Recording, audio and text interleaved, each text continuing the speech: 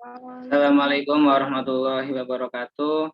Di sini kami dari kelompok 11 akan memaparkan tentang pengantar kurva ISLM. Kepada yang terhormat selaku dosen pengampu Bapak Muhammad Ghazali, SEI, ME, SY, dan juga tercurah kepada kita rahmat yang Allah berikan kepada kita sehingga sore hari ini kita bisa melakukan presentasi yaitu tentang kurva ISLM. Langsung saja kita akan melihat materi tentang ISLM. Sebelumnya,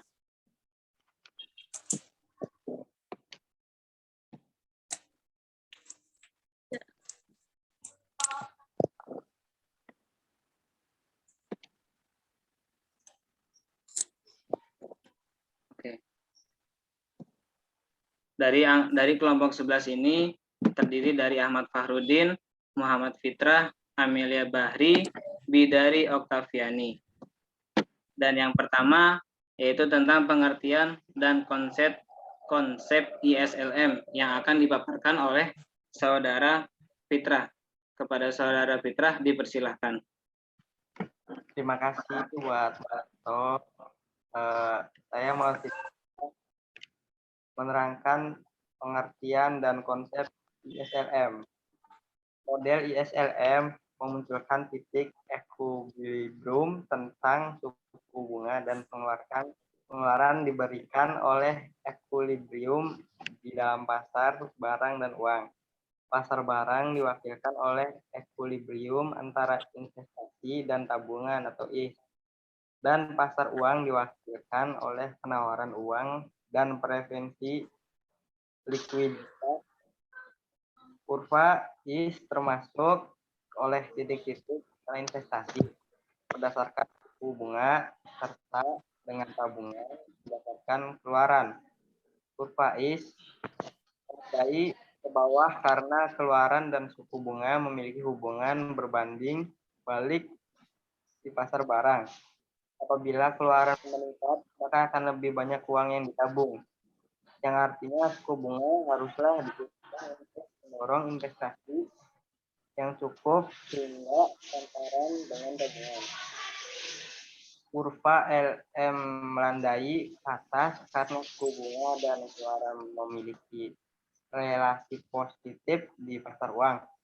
Dengan meningkatkan keluaran, permintaan untuk uang akan naik, suku bunga akan turut naik. Dikembalikan lagi kepada moderator. Terima kasih.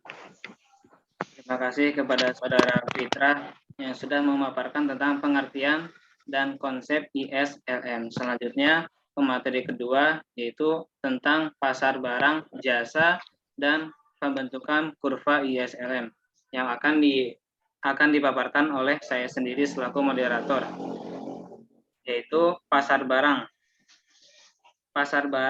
dan jasa adalah pasar di mana semua barang dan jasa yang diproduksi oleh suatu negara dan dalam jangka waktu tertentu. Permintaan agregat terdiri dari konsumsi, investasi, dan belanja pemerintah atas barang dan jasa. Tetapi pengeluaran investasi tergantung pada suku bunga. Pada setiap suku bunga, ketika suku bunga berubah, tingkat keseimbangan pendapatan juga berubah.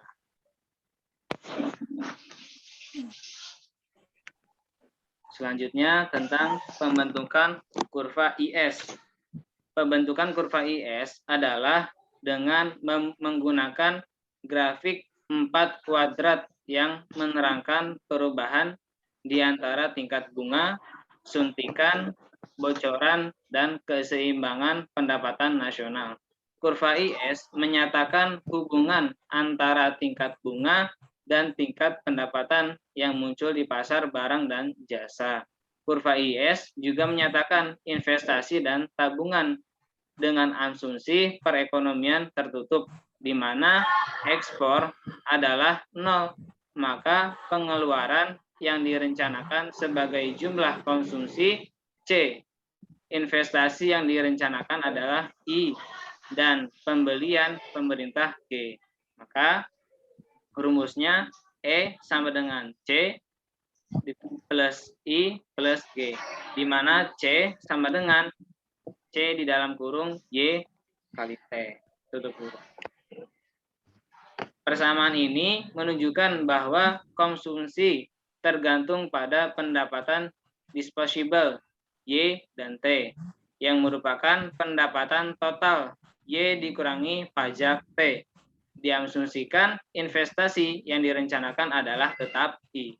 Dan kebijakan fiskal, tingkat pembelian, dan pajak pemerintah adalah tetap G dan T. Itu rumus E sama dengan C, Y dalam kurung YT plus I plus G. Selanjutnya, yaitu pasar modal, uang, dan kurva LM yang akan dipaparkan oleh saudari Bidari. Kepada saudari Bidari dipersilahkan untuk memaparkan tentang pasar modal. Terima kasih kepada moderator. Di sini saya akan menjelaskan mengenai pasar modal uang dan kurva LM. Hubungan antara tingkat bunga dan tingkat pendapatan yang muncul di pasar uang dinyatakan dengan kurva LM. Jadi, rumus permintaan terhadap uang real adalah M per P dikali B sama dengan L dalam kurung R. Jika menyatakan penawaran uang dan P menyatakan tingkat harga, maka M per P adalah penawaran dari keseimbangan uang real, di mana fungsi L atau R menunjukkan bahwa jumlah uang yang diminta tergantung pada tingkat bunga. Tingkat bunga adalah ya dari memegang uang, sehingga semakin tinggi tingkat bunga, semakin rendah jumlah keseimbangan uang real yang diminta. Ini menunjukkan bahwa penawaran uang real adalah tetap dan biasanya tidak tergantung pada tingkat bunga. Ketika tingkat bunga naik, orang-orang hanya ingin memegang lebih sedikit uang. Selanjutnya, saya akan menjelaskan mengenai faktor-faktor yang mempengaruhi kurva IS. Yang pertama yaitu besarnya angka pengganda atau multiplier, yaitu mempengaruhi intercept dan gradien atau tingkat kemiringan kurva IS. Yang kedua yaitu kepercayaan masyarakat terhadap perekonomian. Wujud kepercayaan ditunjukkan oleh semakin percaya atau optimis, maka konsumsi dan investasi otonom akan semakin besar. Semakin kurang percaya atau pesimis, maka konsumsi dan investasi otonom akan semakin kecil. Selanjutnya yaitu kepekaan pengeluaran investasi terhadap tingkat bunga A. Semakin peka berarti A semakin besar. Berarti semakin besar pula gradien kurva itu. Yang terakhir yaitu belanja pemerintah. Semakin besar belanja pemerintah E, semakin naik kurva IS. Terima kasih. Saya kembalikan kepada moderator. Terima kasih kepada saudari Bidari yang tadi sudah memaparkan tentang pasar modal dan faktor-faktor yang mempengaruhi kurva IS. Selanjutnya yaitu keseimbangan umum yang akan dipaparkan oleh saudari Amelia. Kepada saudari Amelia dipersilahkan. Terima kasih kepada moderator. Di sini saya akan menjelaskan tentang keseimbangan umum. Keseimbangan barang, dan jasa tercapai bila penawaran barang dan jasa telah sama dengan permintaannya. Pada kondisi keseimbangan, total produksi sama dengan total pengeluaran.